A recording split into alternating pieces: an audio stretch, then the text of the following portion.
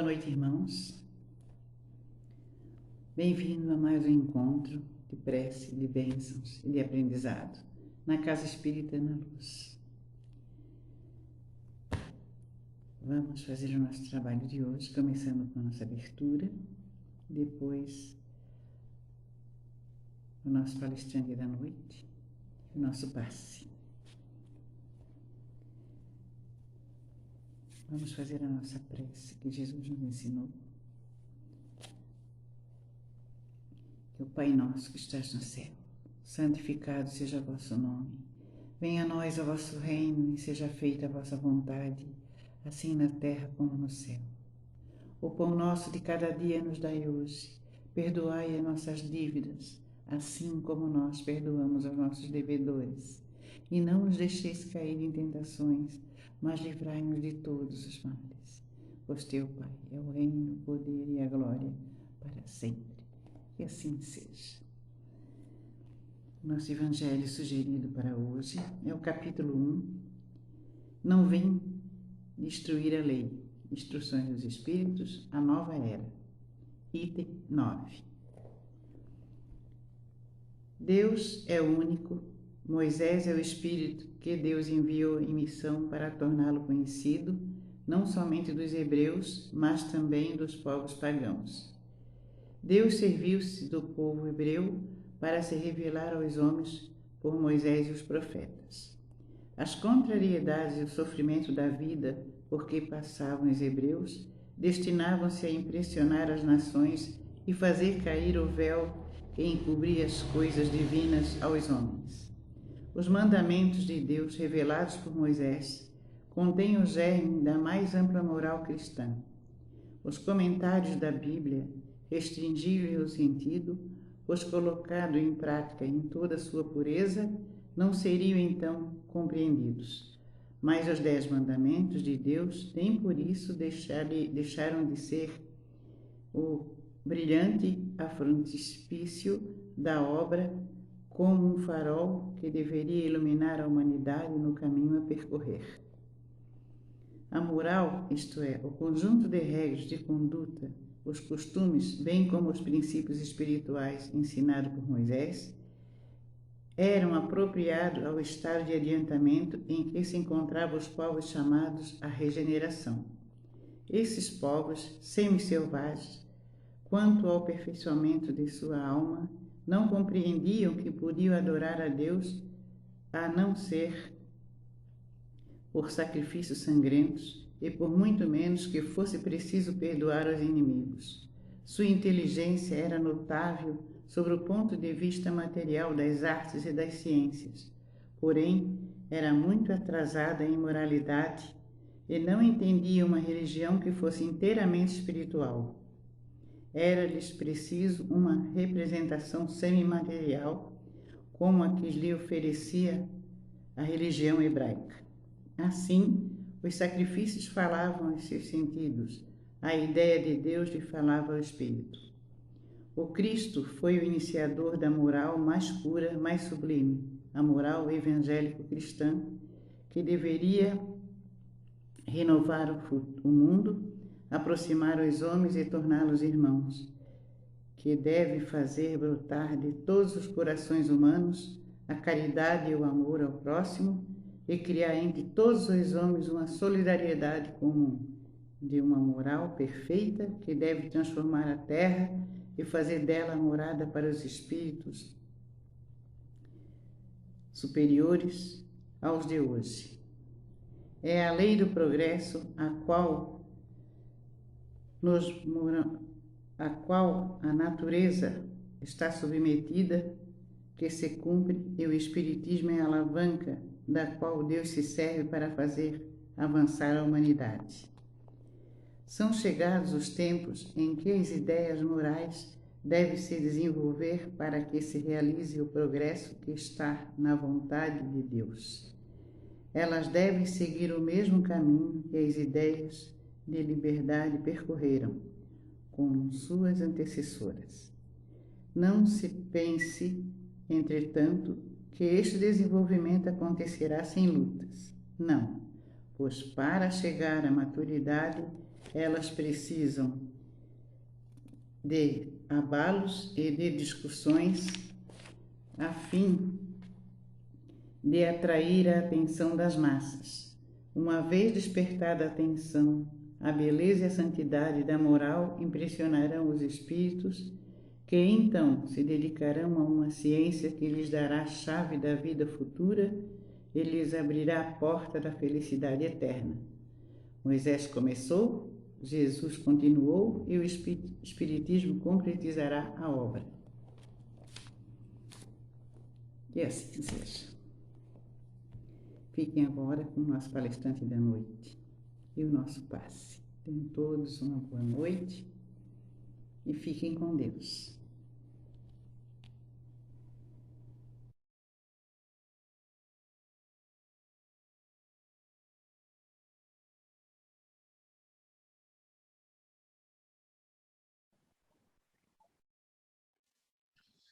Boa noite, amigos do Centro Espírita Ana Luz, né, na localidade de Barreiros, São José, Santa Catarina.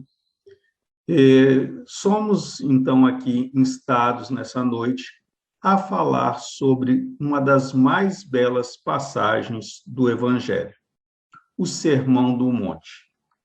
Então, teremos aqui, neste momento, algumas situações para estarmos explorando.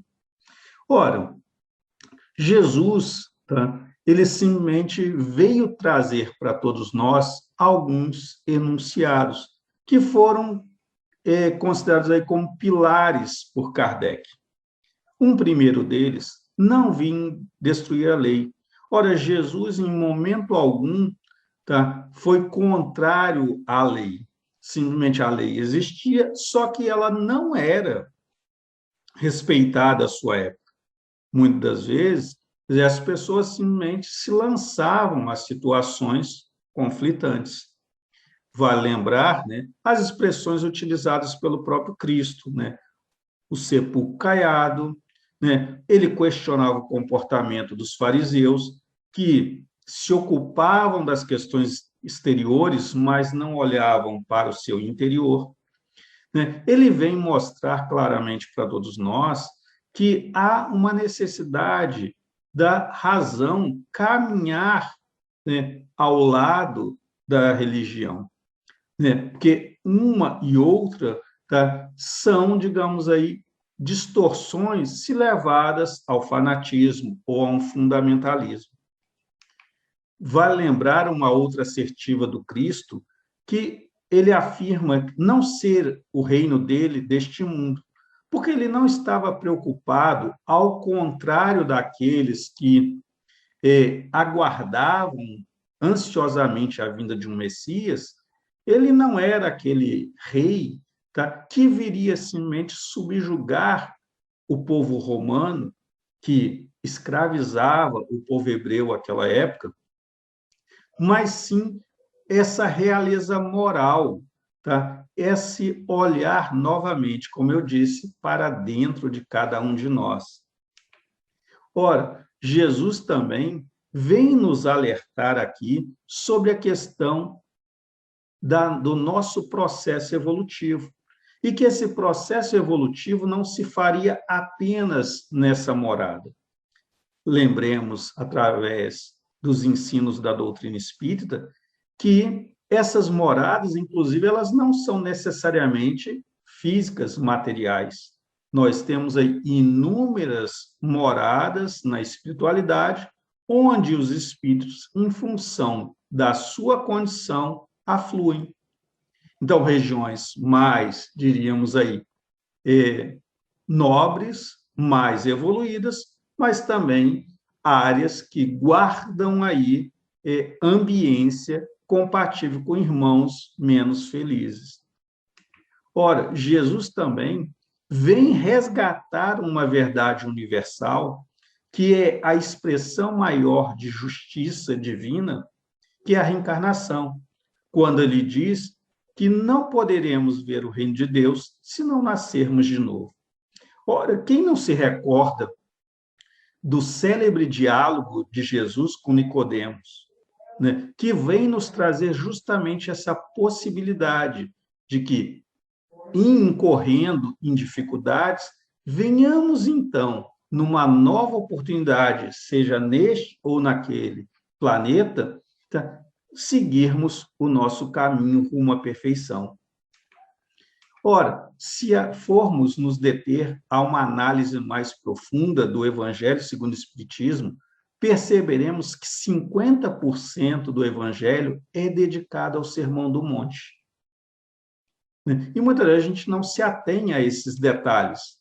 E aí a gente vai recorrer aqui a algumas citações, tá, em que se diz o seguinte, que se o Evangelho é o coração da Bíblia, o Sermão da Montanha é a alma do Evangelho, é a essência do Evangelho.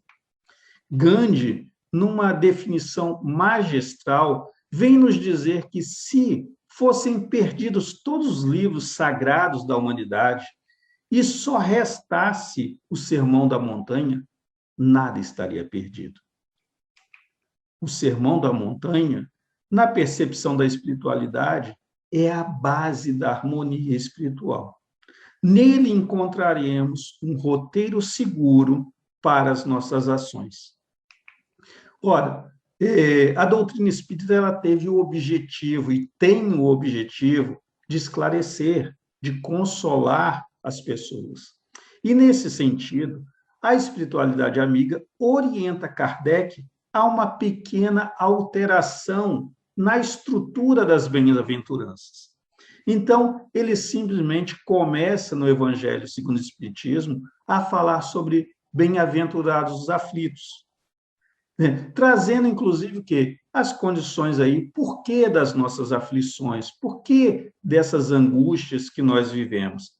Mas, renovando essa proposta do Cristo, de que em um momento posterior enviaria um Consolador prometido, ele justamente traz no seu âmago, tá, a visão do Cristo Consolador. Esse irmão que está à nossa disposição a todo momento, desde que assim o desejemos. Ora, então vamos aí, então, falar, né, das outras bem-aventuranças. Bem-aventurados os pobres de espírito, porque deles é o reino dos céus. Então, vale lembrar, meus irmãos, a necessidade dessa maior compreensão. Mas o que é pobre de espírito? Ora, a espiritualidade vem nos dizer que são aqueles seres que, podendo possuir bens materiais, simplesmente resolvem se livrar deles de forma natural, pois o amor aos bens espirituais tem uma relevância maior. E, dessa forma, eles se mostram fiéis ao Espírito do Cristo, quando o Cristo nos diz que não devíamos acumular bens na terra, mas sim acumular bens nos céus. Então, quantos de nós, muitas das vezes, nos deixamos levar por esse materialismo exacerbado, pelo consumismo exacerbado, e simplesmente não damos o devido zelo, tá, aos reais valores, tá, que o Cristo nos ensinou. Então, olha a percepção que nós devemos ter. Né? Então, muitas vezes, nos apegamos à matéria e nos esquecemos do principal, que é a nossa evolução. Na sequência, vem nos falar o Cristo, bem-aventurados que choram, porque serão consolados. E aí a gente diz, ora, quem é esse ser que chora? Tá? Esse ser que chora são aqueles seres que estão envolvidos nesse processo de crescimento, de evolução. Eles serão consolados em que momento? No momento em que eles simplesmente se projetarem. Tá? Ora, perceberem o tempo perdido e simplesmente buscarem essa recuperação. Nós temos dentro de nós a essência divina. Então, compete a cada um de nós, né, arar esse solo fértil que muitas das vezes está lá, como na parábola do semeador, tá? Sem o devido cuidado. Então, muitas vezes acabamos sufocando aquelas reais aspirações do nosso ser. Ora, aqueles, ainda falando sobre essa questão do choro, aqueles que não aceitam os períodos de dificuldades, tá? São aqueles que se revoltam, que vivem reclamando de tudo e de todos. Tá? Ele está se recusando o quê? Ao resgate de seus débitos. E muitas das vezes, não raro, por essa nossa invigilância, acabamos assumindo outras questões. E aí geramos males não programados, nos comprometemos para reencarnações futuras, e aí trazemos muitas das vezes para o nosso eu amarguras desnecessárias. O choro não consiste em melancolia ou lamentação. O pranto que o Cristo pregou foi o pranto do arrependimento. Quis Jesus dizer que para todo pranto existe um consolo, a fé. E aí, gente, lembrando uma coisa interessante, em duas passagens do Evangelho, o Jesus demonstra como nós ainda éramos extremamente vacilantes em torno da fé. Ora, quem não se recorda do momento em que, na embarcação, tá, os apóstolos estavam ali, né, atormentados com aquela tempestade, e Jesus permanecia sereno, né? E nesse momento, então, ele fala, olha, homens de pouca fé. Tá? Jesus, em outro momento, vem nos dizer, comparar a nossa fé ao tamanho de um grão de mostarda. Ora, mostrando que como ainda éramos vacilantes. E Jesus, ao falar da fé, ele diz, num dos episódios de cura, tá? Ele diz de forma clara para todos nós, que tudo aquilo que ele fazia, nós poderíamos fazer e muito mais, desde que tivéssemos fé. Bem-aventurados os famintos e sequiosos de justiça, pois serão saciados. Mas o que é, né, essa condição? Nesse momento, então, a espiritualidade amiga vem nos alertar para, né, a necessidade de sairmos desse nosso comportamento omisso, muitas das vezes, indiferente. Né? Quantos de nós estamos de braços cruzados esperando que as coisas caiam do céu? E aí lembremos, né, ora, que muitas das vezes alguns de nós nos assemelhamos àquela figura utilizada pelo Cristo do sepulcro caiado. Né? Quantos de nós, muitas das vezes, simplesmente não utilizamos aquela régua moral ensinada pelo Cristo? Se algo que eu venha fazer, eu recriminaria no meu irmão, quer dizer, por si só, eu já não deveria fazer. Mas muitos de nós, ainda em função da nossa imperfeição, muitas das vezes nós somos levados à ética da conveniência. Quando me favorece, aquilo é aceitável. Quando aquilo me prejudica, aí eu me rebelo, eu reclamo, eu questiono. Ora, essa bem-aventurança visa de forma preponderante, sobretudo, os insatisfeitos, os descontentes consigo mesmo. Esses que sofrem o tormento infinito, a nostalgia do eterno, os que vivem e agonizam em uma estranha inquietude metafísica, os que creem mais no muito que ignora do que no pouco que já sabe. Então, quantos de nós, gente, muitas das vezes é o seguinte, não nos lançamos a um estudo sério. Tá? Muitas das vezes criticamos determinadas questões ou situações sem o devido conhecimento. Quantos de nós nos julgamos doutos em algumas áreas sem sequer ter lido uma única linha, uma única palavra daquela área? E muitas das vezes não nos apropriamos dessas informações de forma adequada. Seguindo as bem-aventuranças, nos é dito o seguinte: bem-aventurados que sofrem a perseguição pela justiça, pois que é deles o reino dos céus. Ora, essa bem-aventurança, ela se refere aos idealistas. pessoas que ousaram enfrentar limitações, preconceitos em suas épocas. Ora, quantas pessoas, né, ao longo da história da humanidade, e o Cristo é o exemplo mais aí proeminente, tá? Quantas pessoas foram atacadas, caluniadas, foram presas e até mortas por defenderem suas opiniões e pontos de vista. Jesus foi um grande revolucionário à sua época, mas simplesmente o povo não compreendeu. Ele disse claramente, tá, que simplesmente ele veio trazer, tá, não a paz, tá, mas veio trazer o quê? O embate, a luta. Mas não a luta em relação ao meu irmão, mas a luta comigo mesmo, em que eu conseguisse despojar daquelas nossas imperfeições, tá? E simplesmente trilhássemos o caminho do bem. Então, ora, essas pessoas que foram aí, né, execradas ao longo da história, ora, eles permanecem. E quantas contribuições, né, eles trouxeram na área da ciência, na área da religião, das artes e da própria sociedade.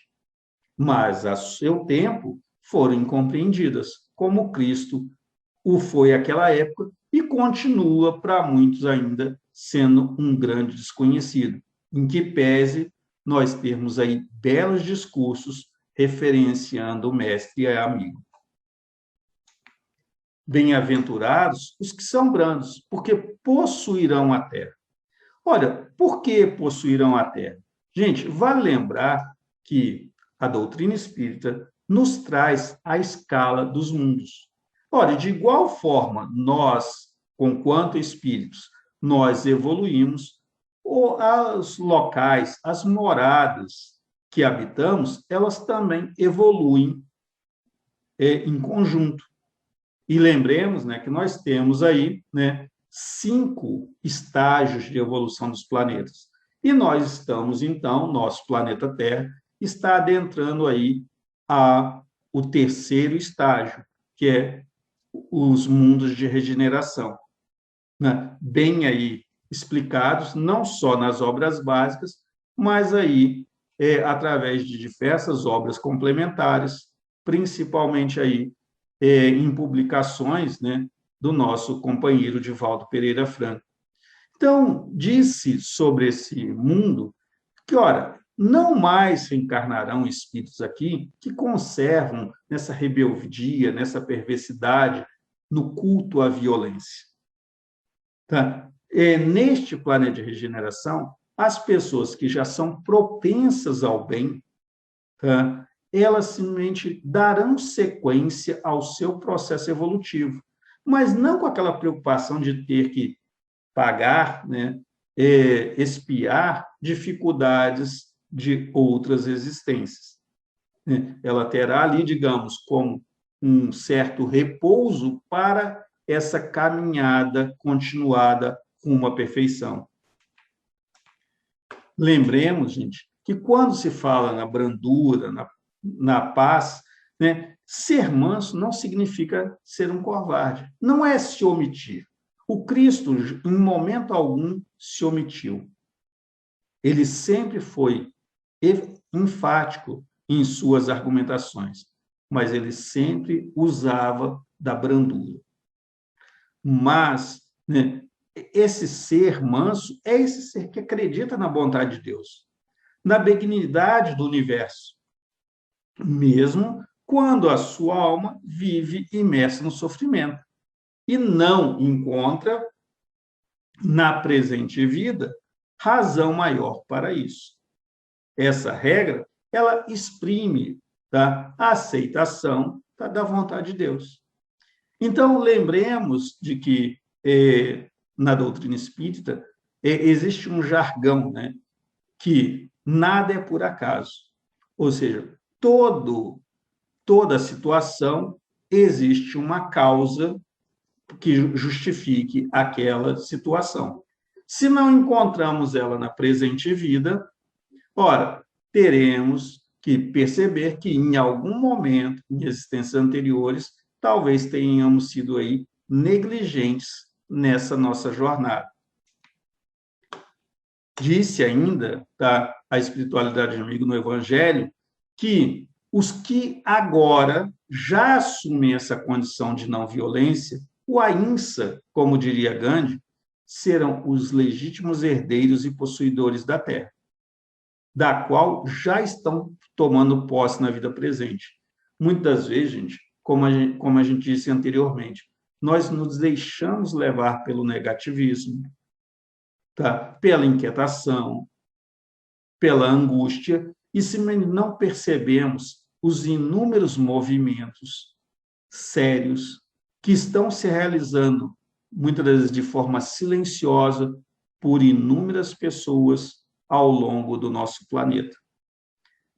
Nós ainda damos uma importância muito grande ao negativo, tá? Ao dito mal, tá? E não percebemos a beleza do bem que está a processar em nosso planeta. Na sequência das bem-aventuranças, ora, Jesus nos exorta, bem-aventurados que são misericordiosos, porque obterão misericórdia. Mas o que é ser misericordioso? Ser misericordioso, na visão da espiritualidade, é, acima de tudo, suportarmos os defeitos daqueles que nos rodeiam, de não guardarmos qualquer ressentimento, de não alimentarmos desejo de vingança e estarmos sempre dispostos a servir, mesmo sabendo que não obteremos nada em troca e teremos que suportar a ingratidão alheia. Gente, nesse momento aqui, nós lembramos o seguinte, né? O movimento espírita é célere em simplesmente criar jargões ou mesmo até siglas. Então, ora, se criou mais recentemente a chamada terapia do BIP, né? A benevolência, a indulgência e o perdão. E lembremos, gente, que nessa condição, como retratado na tela, ora, quantos de nós aí, muitas das vezes, somos ainda, né, incapazes de perdoar? Né? Simplesmente levamos tudo a ferro e fogo. E simplesmente mais tarde nós nos arrependemos desses comportamentos. E Jesus, demonstrando principalmente em relação ao perdão, tá? A relevância disso, ele diz para nós o seguinte, que nós deveríamos perdoar, melhor dizendo, tá? 70 vezes, 7 vezes. E alguns de vocês tiveram a curiosidade de fazer essa conta, porque muitas vezes a gente pega 7 vezes 70, e aí simplesmente 490, olha, perdoei 490 vezes, tá? Eu simplesmente perdoo. Não, na releitura do Evangelho diz o quê? É 70 vezes 70 vezes 70 vezes 70 vezes 70, ou seja, então, mas Jesus com isso quis dizer o seguinte, que o perdão deve ser infinito. E aí lembremos daquela situação, né, que a própria mensagem da oração ensinada pelo Cristo nos diz, olha, perdoarmos para sermos perdoados. Então, como eu posso exigir do Pai, né, essa misericórdia, se simplesmente eu não sou misericordioso com o irmão? Ora, lembremos, inclusive, temos nesse capítulo do Evangelho inúmeras situações. Ora, exemplos, como daquele servo que simplesmente chegou para o rei e dizia não ter condições de arcar com aquele compromisso. E o rei, na sua benevolência, simplesmente perdoa aquela dívida. E o que aquele servo fez? Ao invés de ter a mesma atitude em relação a um outro que o devia, simplesmente, né, exigiu o pagamento da tua dívida. E aquele momento, né, soldados do rei avistam aquele fato e relatam ao rei. E aí o rei, então, renova a sua decisão, né, fazendo com que aquele servo espiasse aquela situação da prisão para valorizar certas atitudes. Ora, exorta-se também, em termos da misericórdia, que é necessário conhecermos a verdade, porque essa verdade nos liberta. Então, quando eu entendo esse conceito, eu não estou preocupado com o reconhecimento do homem. Eu estou preocupado, eu busco, tá, a misericórdia divina. E aí, lembrando que, ora, a condição primária, tá, para que eu obtenha a misericórdia divina é justamente eu ser misericordioso com os meus irmãos. Então, e lembrando, né, gente, que tudo é espiritual e divino. Então, e se esse tudo espiritual e divino é gratuito, então, ora, dai de graça, tá, o que é de graça. Não é uma exortação também do nosso mestre? Na sequência, bem-aventurados os que têm puro de coração, porquanto verão a Deus. E aí a gente lembra, ter coração puro, gente, é não dar abrigo às paixões inferiores, tais como o ódio, a inveja, o orgulho, a maledicência, o egoísmo. Porque essas paixões inferiores, elas turvam a nossa visão. E não necessariamente só a visão espiritual. Quantos de nós, muitas das vezes, pelo orgulho e egoísmo, simplesmente temos os nossos sentidos do corpo físico bloqueados, né? Jesus já disse certa vez, né, que seria chegado o tempo em que as pessoas teriam olhos de ver e não veriam, ouvidos de ouvir e não ouviriam, porque nós estaríamos aí apegados a essas paixões inferiores. Já diz na doutrina espírita que o orgulho e o egoísmo são as duas maiores chagas que atrapalham o progresso da humanidade.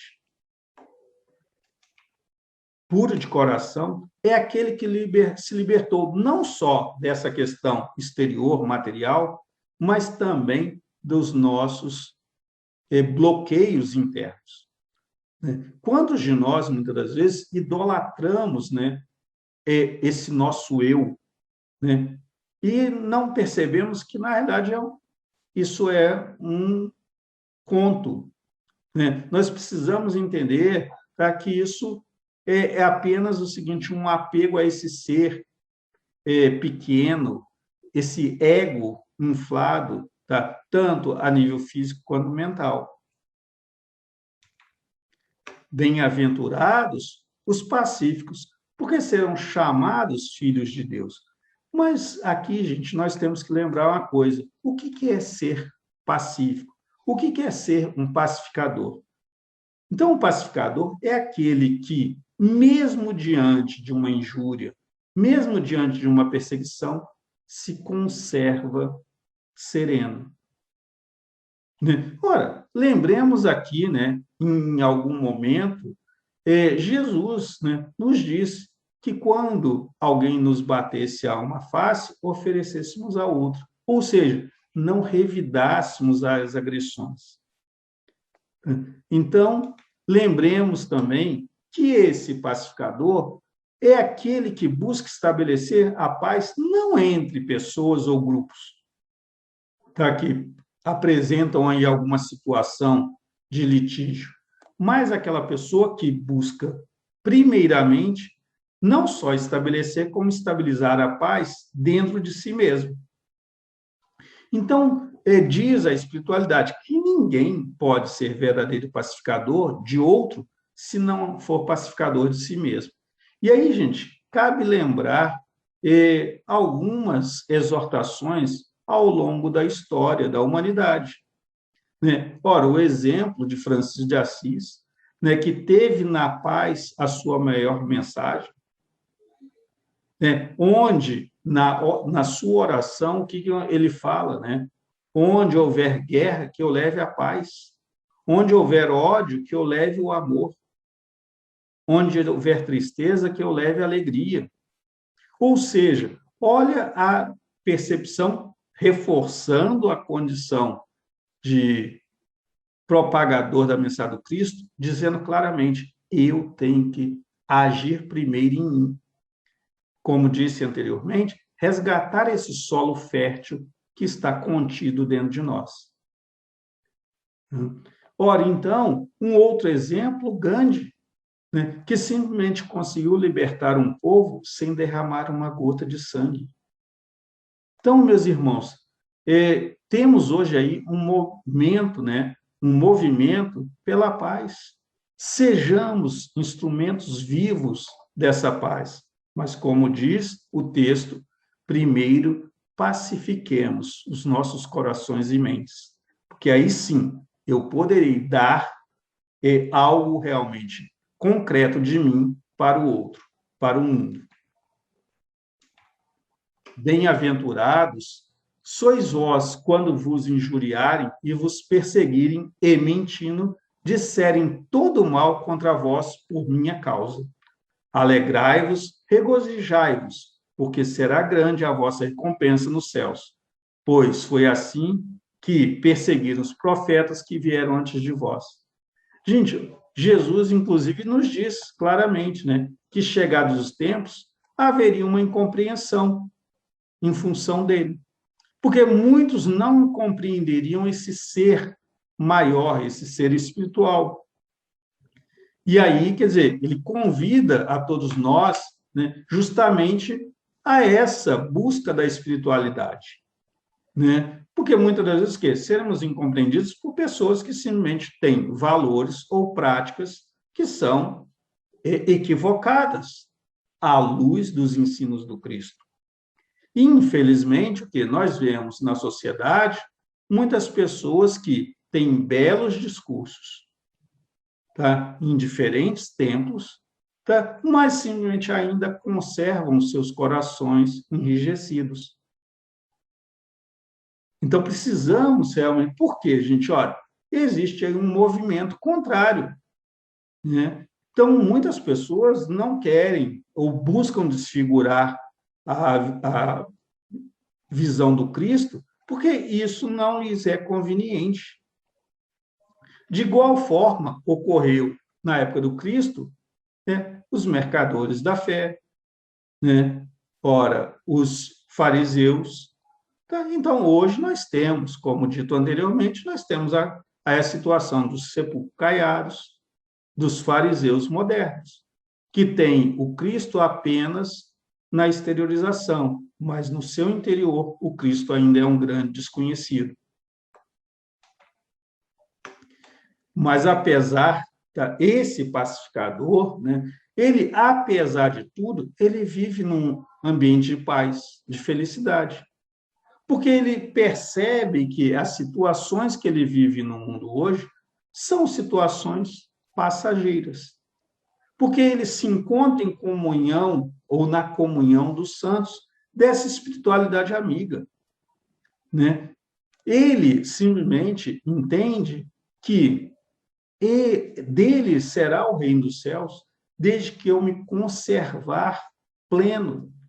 E lembrando, gente, que esse templo que Jesus nos solicita é esse templo interior, né? E não, quer dizer, não são as exteriorizações, tá? Os rituais ou palavras bonitas que me farão pleno junto ao Pai, mas serão o quê?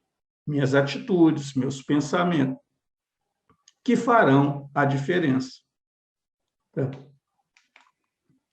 Então, queridos irmãos, nesse momento, então, né, a gente simplesmente gostaria aqui de agradecer a oportunidade de estarmos nessa noite levando reflexões àquelas pessoas que, porventura, estão aqui a nos acompanhar neste momento, mas também aquelas pessoas que poderão acessar as redes sociais da Casa Espírita Ana Luz e darem continuidade ao seu aprendizado.